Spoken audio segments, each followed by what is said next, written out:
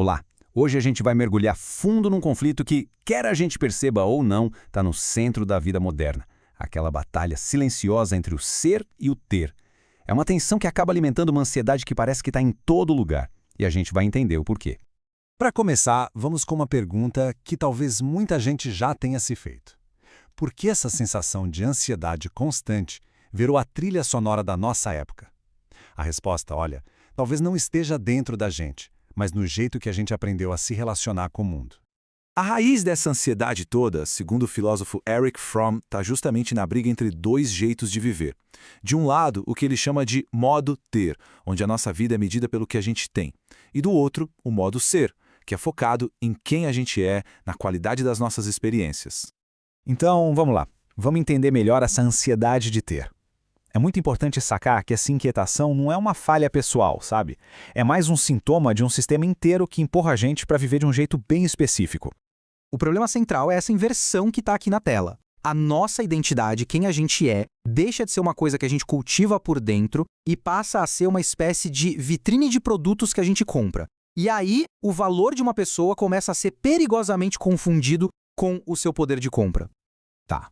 Mas como é que essa lógica do ter ficou tão forte, tão dominante a ponto de engolir o ser? Para entender a raiz do problema, a gente precisa olhar para um diagnóstico que a filosofia já fez há um tempo.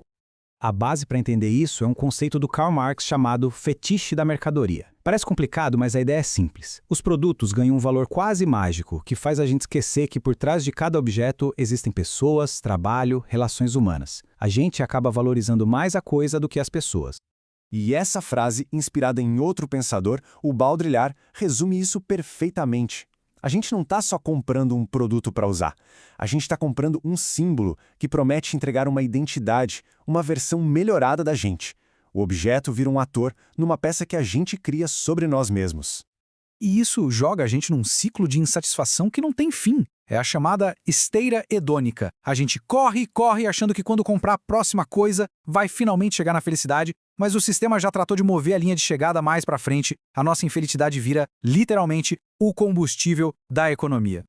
Bom, se a gente está preso nessa esteira, correndo, sem sair do lugar, como é que a gente desce dela? A filosofia, tanto antiga quanto a mais moderna, oferece um antídoto poderoso. Vamos dar uma olhada nas ideias de 3 pensadores que dão umas pistas bem interessantes. Primeiro, o Erich Fromm, que a gente já falou. Ele ensina a gente a diferenciar uma coisa da outra. Uma coisa é estar ocupado, só consumindo ou acumulando passivamente. Outra, bem diferente, é se engajar numa atividade autêntica, que realmente alimenta quem a gente é. No modo ter, até o estudo vira posse. A gente estuda para ter um diploma e não para ser uma pessoa mais sábia. Aí vem o Sêneca, um filósofo estoico, e pá! Ele joga essa verdade na nossa cara. A gente está trocando o nosso bem mais precioso, que não volta nunca mais, o tempo, por coisas que são temporárias. O sistema nos convence de que vale a pena trocar horas da nossa única vida por um objeto que, sejamos sinceros, vai perder a graça em uma semana. E por último, o filósofo mais recente, Byung-Chul Han. Ele dá um alerta sobre a tirania da produtividade. Ele diz que o nosso cansaço hoje vem de um excesso de positividade, daquela ideia de que a gente pode tudo e por isso a gente deve ter tudo. A solução que ele propõe? Resgatar o direito ao tédio. Porque é justamente quando a gente não está fazendo nada, nem produzindo, nem consumindo, que o nosso verdadeiro eu tem espaço para respirar e aparecer. Ok, a teoria é fascinante, né? Mas como é que a gente aplica isso no dia a dia? Vamos ver agora algumas ferramentas práticas para transformar essas ideias num verdadeiro treino mental, para construir o que os estoicos chamavam de fortaleza interior. Os estoicos eram muito práticos. Eles deixaram exercícios bem concretos. Primeiro, a pobreza voluntária. Tente viver com o mínimo por um tempo, só para provar para si que a gente é maior que as nossas coisas. Segundo, meditar sobre a finitude das coisas, para a gente se desapegar da ideia de que elas nos definem. E terceiro, e talvez o mais importante, focar no círculo de controle. Gastar energia só com o que a gente de fato controla. Nosso caráter, nossas escolhas, nosso esforço.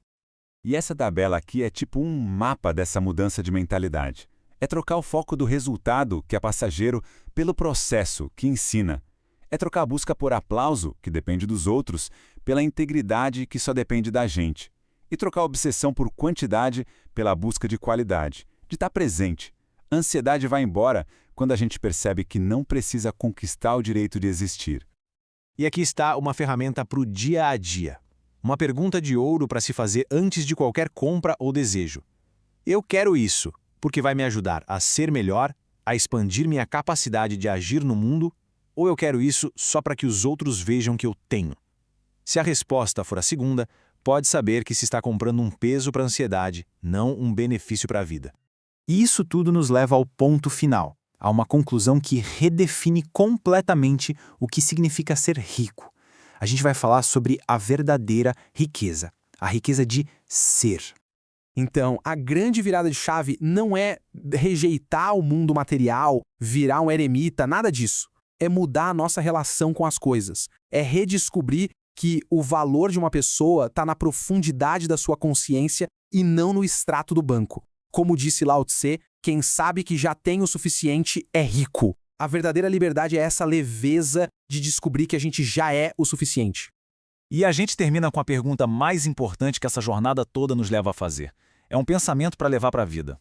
O que sobraria de mim se eu perdesse tudo o que eu tenho? Se a resposta for um vazio, talvez seja um sinal de que o ter engoliu o ser. Mas se a resposta for a capacidade de recomeçar, de amar, de criar, bom, aí talvez a gente tenha encontrado a única coisa que nenhum dinheiro pode comprar e nenhuma crise pode tirar.